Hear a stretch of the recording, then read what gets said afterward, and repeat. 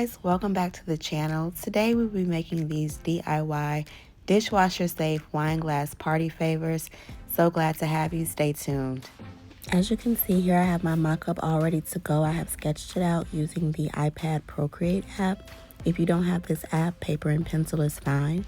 If you do have the app but you're not a calligrapher, then feel free to import some scripts. I would suggest this for personal projects, personal favors that you're not getting paid for.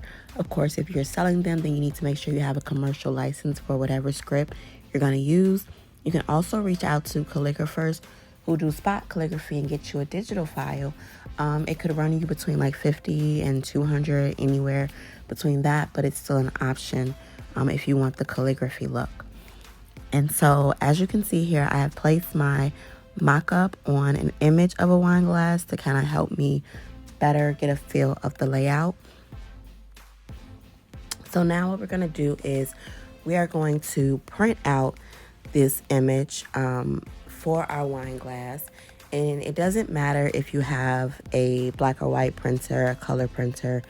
Like I said, even if you didn't do this digitally, if you just sketched it out, then you want to kind of make sure that you sketched it out so that it's the size of your wine glass. And now we have it sketched out, printed out. And what we're going to do is go ahead and cut this image out because we are going to use it for our tracing inside of our wine glasses. And this is especially helpful if you are making a larger order. So this order was about 30 glasses, and so it just kind of helps with uniformity and just kind of breezing through the order. Okay, so now we have the image cut out, and we're gonna just try to see how it looked inside of the wine glass in terms of spacing from the top and the bottom. As you can see here, the image was a lot bigger than the wine glass, so what we need to do is cut it down just a little bit more. And so I'm going to cut some of the image off of the bottom just to be able to push it down into the wine glass a bit more. So I think this is kind of the perfect height in terms of the top spacing and bottom spacing. And what we're going to do now is cut a few slits in the paper image just to give it some give. And this will help as you're pressing your image to the wine glass, which will help with you tracing your script.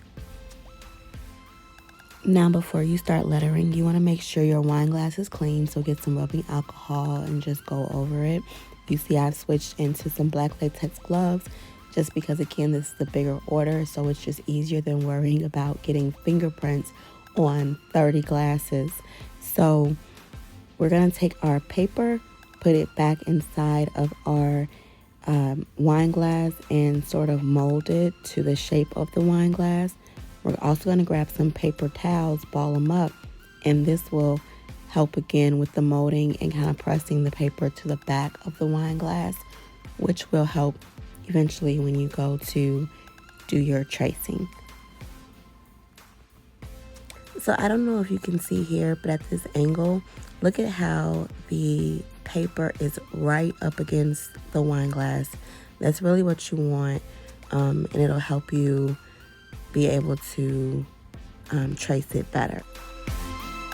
And so I just wanted to emphasize that the purpose of your image cutout and placing it in your glass is not to necessarily have a perfect tracing.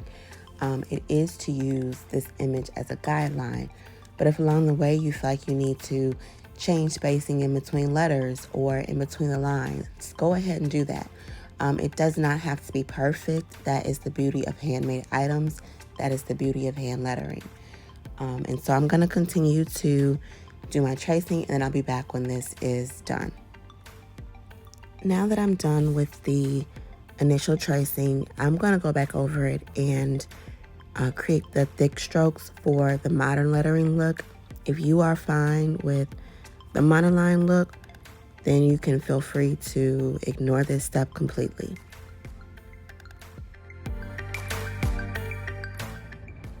I just wanted to show you all a bit of how it's looking as I create the thick downstrokes. But I will be back once this is done. Okay, so now we are done with our thin and thick strokes. And so when all of your glasses are done, you want to let them sit for about 30 minutes to an hour. Paint pens do dry almost immediately, but in the next clip, we're going to cure them in the oven to make them dishwasher safe. So I just like this added step to make sure they're dry. So you can never go over your work enough. If you see I missed a crossbar on that last word themselves, so just check each glass before you put it in the oven. And so you're going to load your glasses into a cool oven. You do not want to put them into a hot oven. This will cause them to shatter if they heat up too quickly.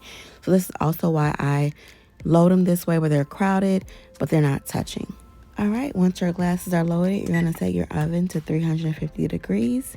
Once it reaches 350 degrees, you're going to set your timer to about 25-30 minutes. And I'm just checking on the glasses with less than like halfway to go, making sure they look good. All right, and when the 30 minutes are up, you want to turn off your oven and let your glasses cool down completely while still in the oven. Now that the dishes are cool and out of the oven, we're gonna add these stickers that have the care directions, letting people know the best way to either hand wash them or wash them in the dishwasher.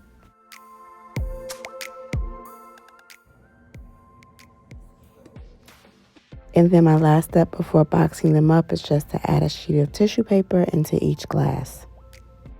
Thanks so much for checking out this video. I hope you try it. If you found it helpful, please don't forget to like, share, comment, and subscribe. Press the bell notification so you'll be notified every time we drop a new video. Bye.